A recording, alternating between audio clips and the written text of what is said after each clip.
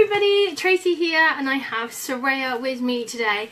So great to join you live. It feels like it's been such a long time since I've been able to do a live video. So luckily I've just got the one with me this morning, which is why I'm coming to you live. But she probably will still interrupt as she's just a baby. But I really wanted to go over with you today about being authentically you. And this really ties in with today's daily guidance card. So we got the Seven of Air today.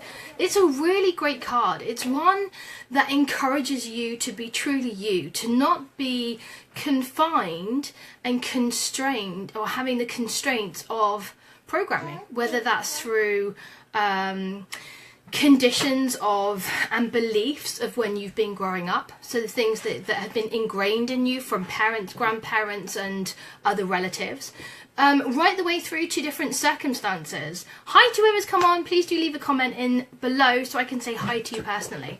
So yeah, so all the things that your environment, your circumstances have given you, I don't want you to be defined by any of that. And being authentically you basically means that you brush all of those aside.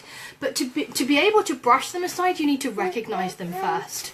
And that's a lot of the things that I do in readings. You know, a lot of people don't realize that these things are patterns and they've actually come from somebody else's programming. And let's just talk about this, even in a broad sense. Let's talk about this from a perspective of money, because that tends to be the one that comes up the most, and it's the easiest one for me to give an example of right now. Let's say you grew up in a household where they're saying, you know, nothing ever came good unless you worked really hard. Like, you only get anywhere in life if you work really hard for it. Money doesn't grow on trees. Perfect example. If you have that as a core belief within you because of the programming that you've had as you've been growing up, then the patterns that you create thereafter in life will mirror that inner belief. And so you may choose a career path that means that actually you're working 60 plus hours a week, when that's not really who you are.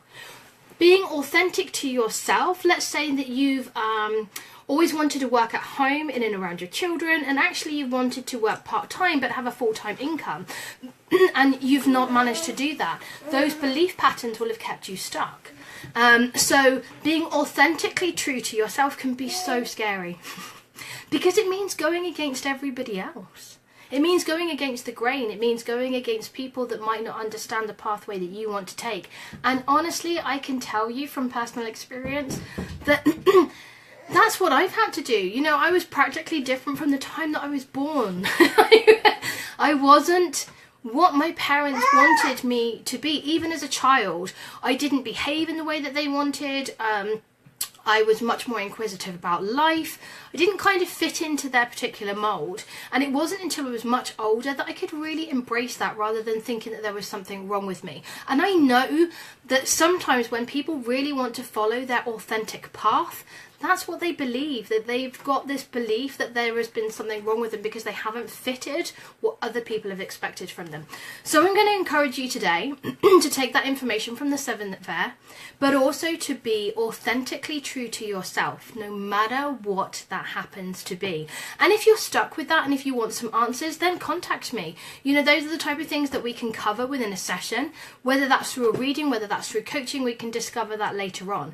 But I'm going to be encouraging you wholeheartedly to be authentically true to yourself. And hopefully I will have another live video coming up for you soon. Please do let me know what you've thought about this information in the comments below. Hi Sarah! As I'd love to be able to hear what your thoughts are. And also let me know if there are any particular topics that you would like to be covered, and then I will try and get that done for you as well. Okay then, you take care. Speak to you later. Bye!